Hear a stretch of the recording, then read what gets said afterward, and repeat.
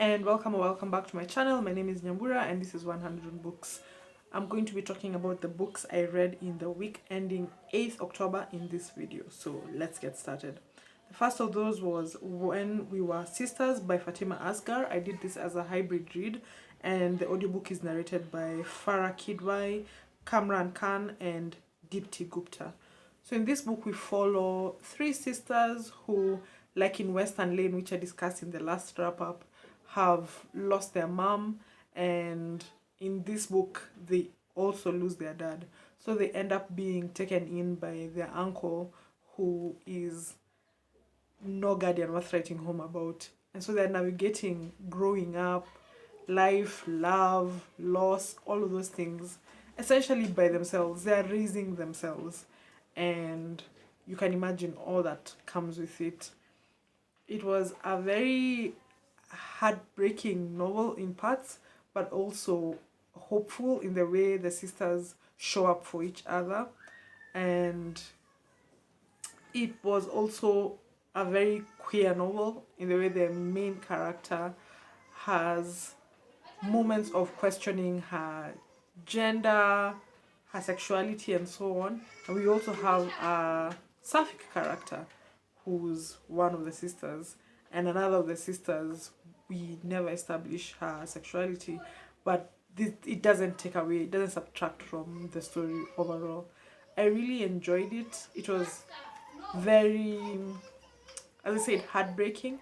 Also, it reads like poetry. The author has a background in poetry, and you can see it comes across very clearly when you look at the text, but also when you listen to the audio.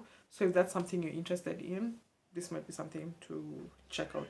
I picked this book up because I think Lindy had spoken about it, but also Fatima Asghar won the Carol Shields Prize for this book. So then the next book I finished was A First Time for Everything by Dan Santat. This was an ebook, and I picked it up because it was part of the National Book Award long list for young people's literature. So this book follows Dan Santat as a child on a trip to Europe. They go to a few countries in Western Europe, and during this time he has many fasts, hence the title A First Time for Everything. Excuse me. But he's also at this point in this in-between phase in his life where he's been less than popular as a child and also been, a bit of an outcast in middle school, and he's transforming hopefully into this new person in high school and learning to love himself, learning to be at peace with who he is, learning to try out new things and so on, and having a great time of discovery. I really enjoyed this. The next one was Hidden Systems, Water, Electricity, the Internet, and the Secrets Behind the Systems We Use Every Day by Nott. This is another non-fiction title from the National Book Award long list for young people's literature, in which Nott helps us explore, as the title discusses, water, electricity, and the internet. I learned so many interesting things from this. It's very sciencey. Like, if you love science writing, if you're looking for something for non-fiction November that's easy and full of graphics and full of colorful drawings and all of that stuff, I think you're going to enjoy this.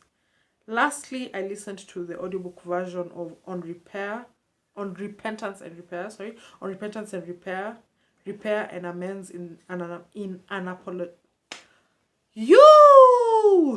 Let me start again from the top. On Repentance and Repair, Repair and Amends in an Unapologetic World by Ruttenberg, which is narrated by Sarah Shekels. I picked up this book because I'm interested in, like, apologies and making right and so on. There seems to be, I think maybe it's just a generational thing, it might be a generational thing, but almost a death of friendship and friendships ending off of the things that are said or not said, the apologies that are made or not made, the amends that are adequate or inadequate. and so this drew my attention. Also, I've followed Daniel Ruttenberg on Twitter for many years, so it was intriguing to read her book. Listened to this as I walked and did chores and so on, and it got me thinking about a lot of things. I bookmarked a lot, and then I forgot that I bookmarked a lot of this book, so I sent it back to the library before I could take notes or whatever. But I think the big thing is she deals with the ideas of repentance from the framework of the Jewish scholar Maimonides and his ideas around repentance, repair, and so on. And I think there are lots of lessons to be learned here. It's a very US focused book, but not in a way that detracts from its larger message. So, yeah, those are the 4 books I finished in the week ending 8th October 2023. I'll be back in a few minutes as I'm recording this to talk about the books I finished in subsequent weeks. But thank you so much for watching, and please like, share, subscribe, and all the good stuff. And I'll talk to you soon. Bye.